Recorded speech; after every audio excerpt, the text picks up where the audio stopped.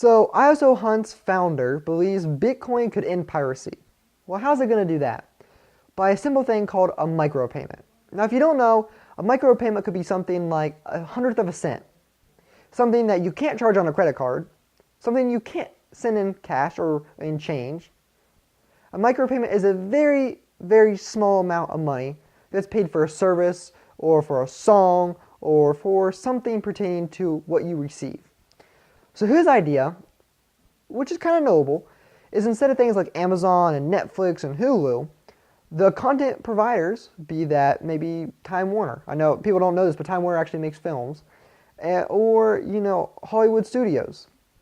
They would then, push out a video or something for a micropayment. So maybe you want to watch an episode, maybe make it 3 cents, and it's automatically deducted from your Bitcoin wallet.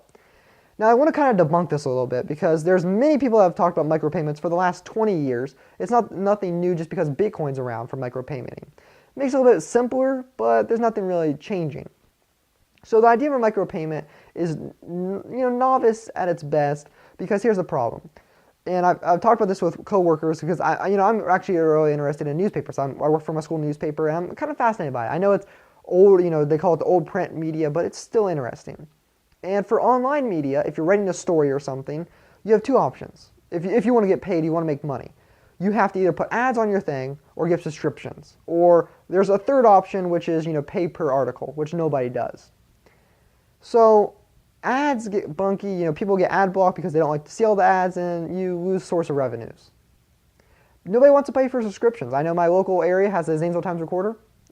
Not many people subscribe. The population of people and the demographics are all older. I know I'm one of the very few young people that even get on every morning and check the Zanesville Times Recorder app, and that's for free. I don't pay for the extra part of it. So these news companies are a very huge dilemma right now. How do you make revenue while keeping people to come to your site? And micropayments have been an idea, since the creation of the internet. They've always said, well, why don't you just pay, 1/10 of a cent, and we'll let you view our website. And that'd be a way to, pay, kind of pay fair usage. So the idea is, kind of like toll roads. You pay for what you use, you don't pay for what you don't use. Right? Kind of like ads, but without getting blasted with ads. Here's the problem.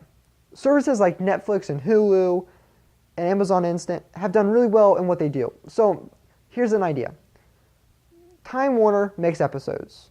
Hollywood Studio makes episodes. They're really good at making episodes.